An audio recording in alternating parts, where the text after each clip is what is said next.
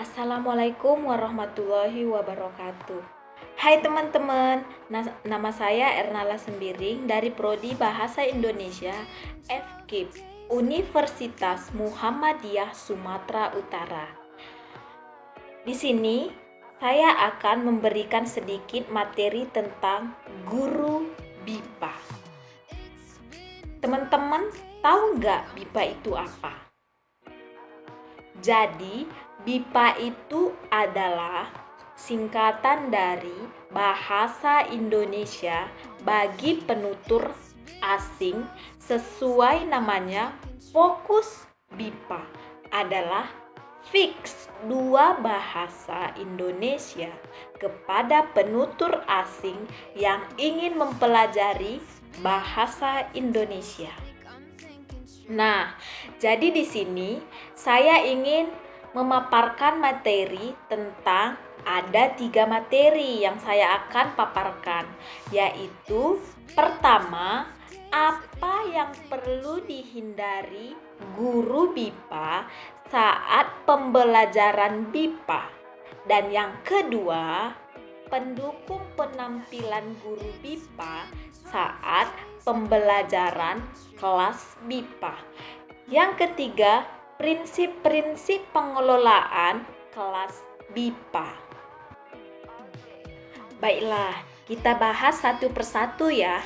Yang pertama, apa yang perlu dihindari guru BIPA saat pembelajaran kelas BIPA? Yang perlu dihindari BIPA ada 3, yaitu yang pertama, campur tangan yang berlebihan. Belajar BIPA tidak suka apabila ada orang termasuk guru ikut campur tangan dalam urusannya. Apabila urusannya itu bersikap pribadi, janganlah sekali-sekali masuk dalam urusan pembelajaran tanpa diminta. Dan yang kedua, penyimpangan dalam pembelajaran BIPA di kelas. Jangan banyak menyimpang dari topik yang dipelajari. Pembicaraan yang menyimpang dari topik yang dipelajari dapat mengganggu proses pembelajaran. Yang ketiga, pengulangan pembicaraan secara terus-menerus.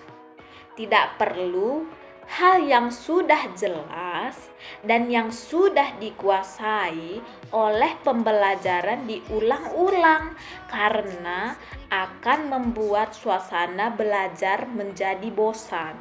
Jadi, ketiga itulah yang perlu dihindari dalam BIPA. Nah, sekarang udah tahu kan? Kita lanjut ya. Selanjutnya yaitu faktor pendukung agar lebih meyakinkan pembelajaran kelas BIPA. Yang pertama, ciptakanlah suasana report. Suasana report adalah suasana yang akrab, luas, dan intim di dalam kelas. Suasana di dalam ini dapat kita lebih canggung, kaku dalam melaksanakan pembelajaran. Bagaimanakah menciptakan suasana pembelajaran ini? Nah, ini sangat tergantung pada setiap guru, karena setiap guru punya gaya yang berbeda-beda. Yang kedua, lakukanlah diskriminasi terhadap problem kelas. Problem kelas BIPA itu sangat bereaksi. Ada problem yang serius dan ada juga yang biasa saja. Apabila dibiarkan dapat mengganggu jalannya pembelajaran. Problem yang serius misalnya urusan pribadi, perselisihan pribadi, dan perlu dilakukan berhati-hati. Dan yang ketiga, kembangkanlah suasana yang kondusif. suasana kelas yang kondusif agar dapat tercipta jika antara guru dan pelajar atau antara pelajar dengan pelajar yang lain tidak ada masalah yang bersifat negatif. Nah, itulah faktor pendukung kelas BIPA. Kita lanjut yang lainnya. Yang ketiga, prinsip-prinsip pengelolaan kelas BIPA. Yang pertama, keantusiasan. Di dalam pembelajaran BIPA, di dalam kelas guru harus antusias dalam pembelajarannya, baik dalam memberikan latihan-latihan, penjelasan, maupun pertanyaan-pertanyaan. Pembelajaran asing akan menghargai sikap guru yang antusias. Mereka akan cepat bosan dan bersiap negatif apabila gurunya tidak antusias. Dan selanjutnya, tantangan. Pembelajaran asing suka sekali dengan tantangan karena mereka telah terbiasa kondisi semacam itu. Mereka senang sekali diberi bahan yang menantang mereka.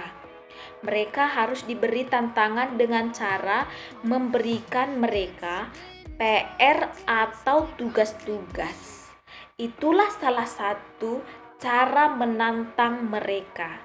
Tapi kita sendiri harus jujur, yakni setiap PR dan tugas-tugas yang kita berikan harus kita koreksi. Selanjutnya, variasi. Dalam pembelajaran BIPA, gunakan prinsip variasi, baik berkaitan dengan materi BIPA, latihan gaya metode, dan lain-lain. Hal semacam ini untuk menghindari kejenuhan karena pelajaran asing senang pada kebaruan. Nah, yang terakhir, disiplin. Dalam awal pembelajaran BIPA harus sudah ditekankan dan ditegakkan disiplin, baik untuk pelajar maupun gurunya sendiri. Karena sekali guru tidak disiplin akan menjadi catatan sendiri oleh si pelajar.